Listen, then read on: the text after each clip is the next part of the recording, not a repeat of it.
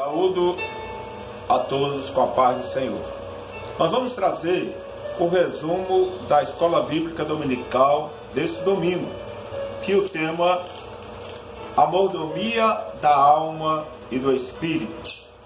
O texto áureo dessa lição diz: e o mesmo Deus de paz vos santifique em tudo, e todo o vosso espírito e alma e corpo sejam plenamente conservados, irrepreensíveis, para a vinda de nosso Senhor Jesus Cristo. 1 Tessalonicenses, capítulo 5, versículo 23. A mordomia, essa lição dessa revista, desse trimestre, traz a mordomia do tempo, dos bens e dos talentos. E na lição de hoje nós vamos estudar sobre a mordomia da alma e do espírito. Domingo passado nós vimos a mordomia do corpo. A palavra mordomia, do grego, significa majordomos, ou seja, senhor da casa. O ser humano, ele tem três partes. Ele é um ser tricotômico.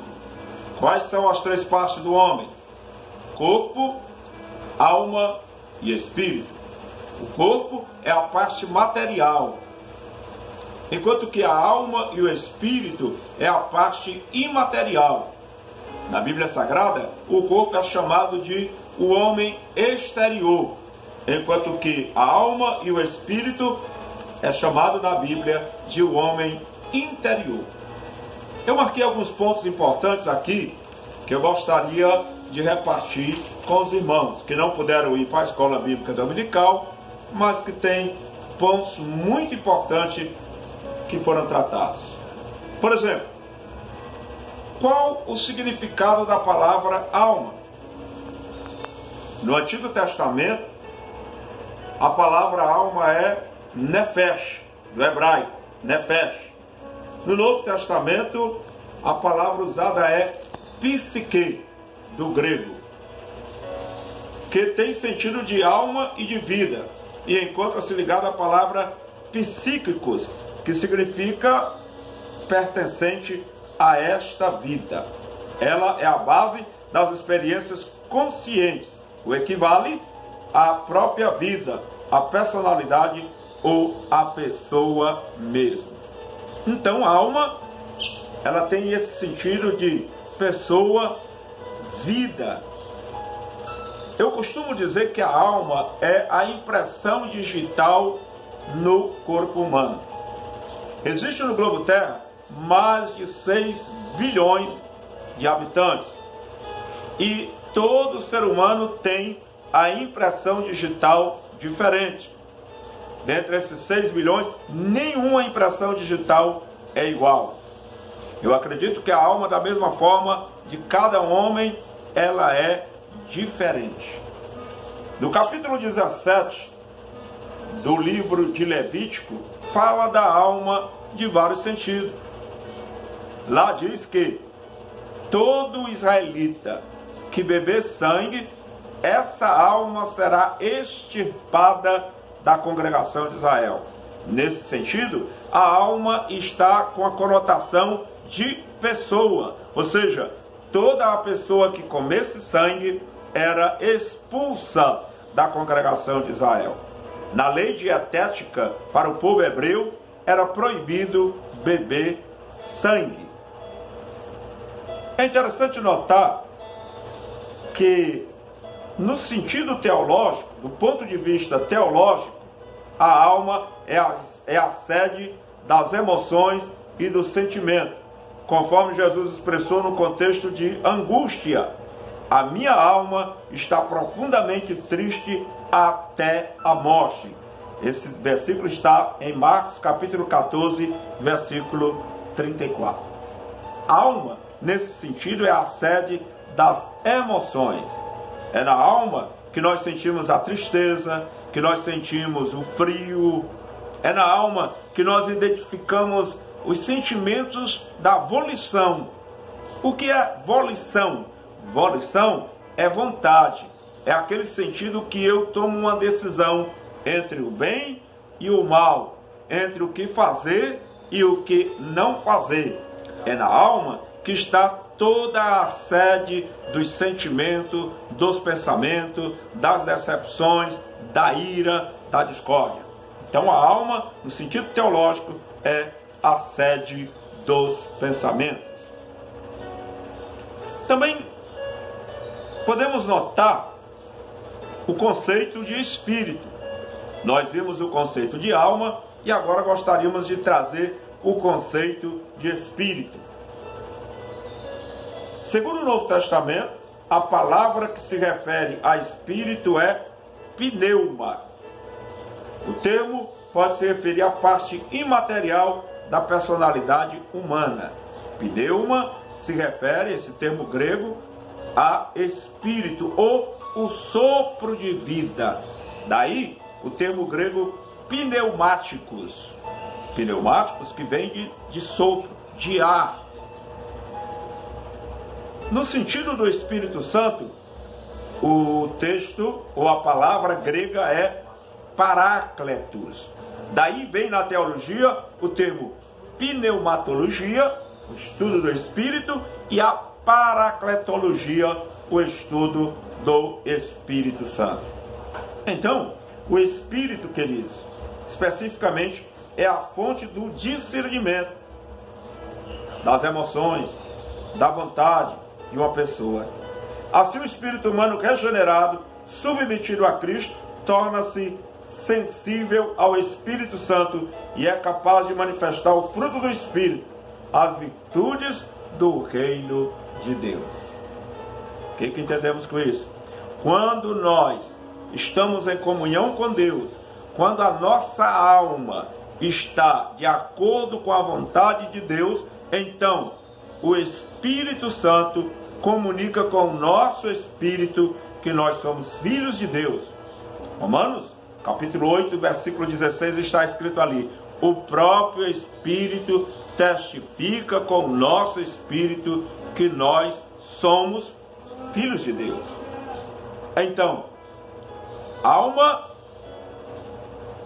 a parte material, juntamente com o espírito. Gostaria de também falar sobre essa mordomia, ou seja, esse cuidado que temos que ter com a nossa alma e com o nosso espírito. Afirmamos que o ser humano é um ser tricotômico. Afirmamos que o homem é composto por corpo, alma e espírito. E todo vosso espírito, alma e corpo. O corpo, como eu já falei, é a parte material. Enquanto que o espírito e a alma, a imaterial. Então, a mordomia da alma, o que seria? A Bíblia declara que a alma do homem, assim como o espírito e o corpo, deve ser conservado irrepreensível. Então, para você conservar a sua alma irrepreensível, seu espírito irrepreensível, nós vamos ter que entender algumas coisas na mordomia da alma. Por exemplo, a necessidade da alma. Essa necessidade inclui a emoção e pode ser satisfeita no relacionamento com Deus. A alma precisa de refrigério espiritual e da presença divina. O Salmo 23, o salmista diz: o Senhor é o meu pastor, nada me faltará. Quando a alma tem esse relacionamento com Deus, ela descansa no Senhor. O Salmo 42 é mais enfático ainda, porque ele diz: como o servo brama pelas correntes das águas, assim suspira a minha alma por ti, ó Deus. A minha alma tem sede de Deus, do Deus vivo. Que necessidade tem a tua alma?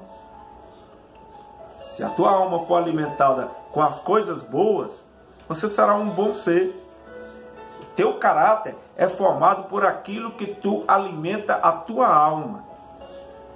Se você alimenta a alma, o espírito com coisas boas, você será um bom caráter. Se você alimenta a sua alma com coisas ruins, então a tua alma será uma alma ruim. Se você alimenta a alma com fofoca, será uma alma fofoqueira. Se você alimenta a tua alma com violência, será uma alma violenta. Se você alimenta a tua alma com egoísmo, com avareza, será uma alma egoísta e avarenta. Então, amado ouvinte, para que a gente possa entender, a mordomia da alma é exatamente o cuidado que nós temos que ter em levar coisas boas para a alma. E como é que a alma é alimentada? Através dos sentidos do corpo humano. Alguém já disse que os olhos são as janelas da alma.